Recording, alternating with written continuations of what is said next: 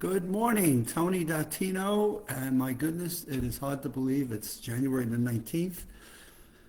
We've had an interesting weekend of football games, and it's time now to get to the final rounds before they decide the teams, or the teams have decided who goes to the Super Bowl.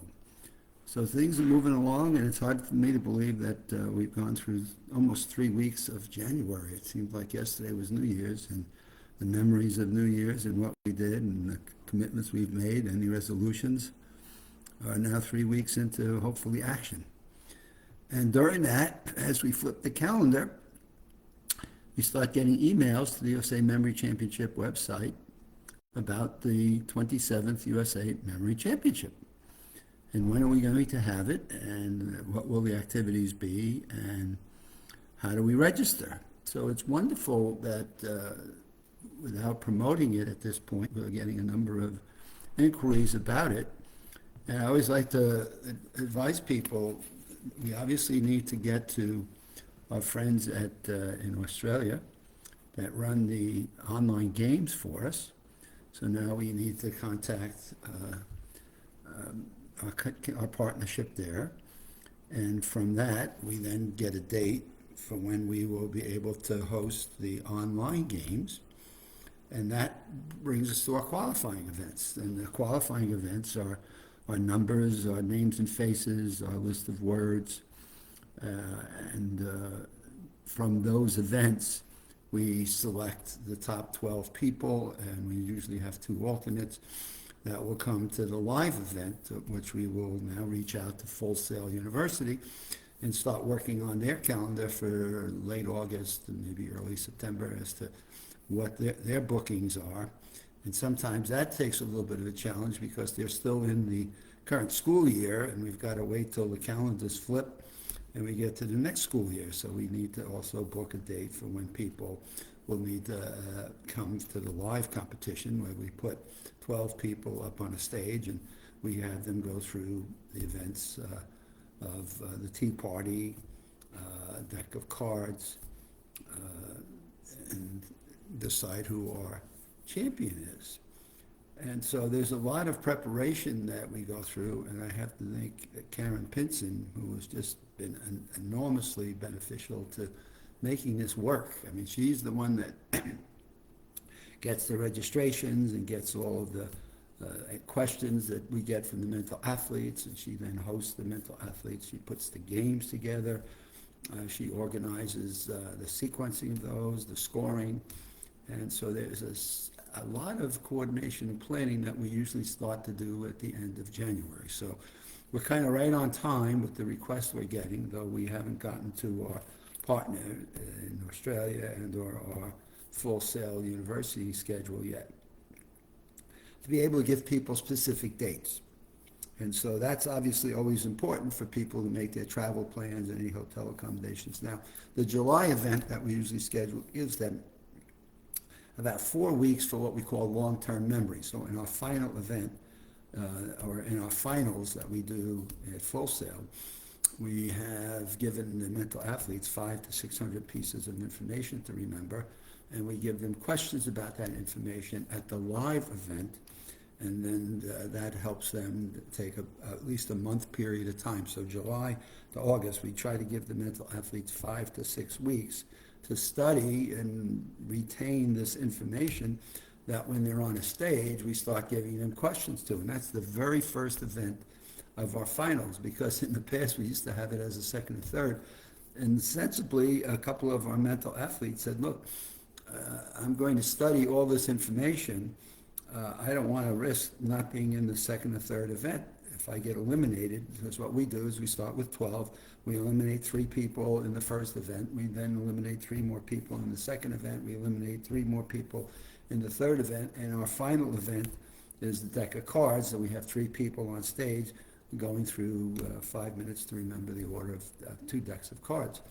So logically, some of our mental athletes came back and said, if you make the long-term memory event a second and third, and I'm eliminated in the first event, which we were doing, then that doesn't make a whole lot of sense, and that's our words to remember, or we have it sometimes our tea party. So there's a lot of coordination that has to go by And Karen does an amazing job at it, and I don't know where we would be with this event without her. And therefore, the sensibility of moving long-term into the very first event of the competition makes a lot of sense, because if we're going to ask 12 people and 2 alternates to study 500 or 600 pieces of information that they then allocate their calendar to do, and they're eliminated in the first event, that doesn't make sense. So therefore, we make long-term memory our very first event of the competition, and therefore, for all the mental athletes that took the time to study it, they get to demonstrate their study and their retention of this information right at the very first event. And then we move on from there to our tea party and to our words and to our deck of cards. So it comes together, and sometimes we change the sequencing of second, third, and fourth. So don't hold me to that, because we get together with the team, we go through the variables, and then we make changes appropriately based on feedback we get from prior mental athletes that have competed. So we have a meeting with them online and get their feedback and suggestions, and so we're constantly adapting, sequencing the nature of the events, the number of data bits we do in long term.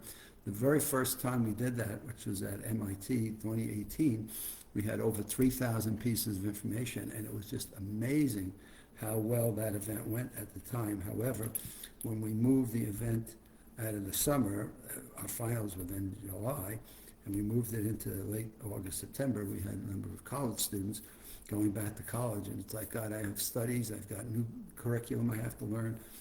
Can we move or reduce, can we reduce the number of data bits that we are asking them to take a lot of time to remember prior to the final event? So those are the things we're working on, and my head is spinning right now, as you can hear probably from my Live with Tony today, because I'm now thinking about the emails we're getting, the coordination we got to start getting to get, the plans that we've got to start putting together, getting out to our friends in Australia, getting out to Full Sail University, which I think is going to be too early for them right now. But we have to start pulling all these pieces together so that we have, as we have in the past, run an event as competently as we can. And what's always crazy is with the variables that change, we still haven't gotten to 100% perfection. And what I've learned over 26 years is because we've changed venue a number of times, because of the variations we've made sometimes in the nature of the events, the sequencing, how many pieces of information, any feedback we get from our mental athletes, new competitors, new champions, as we had last year, a brand new champion.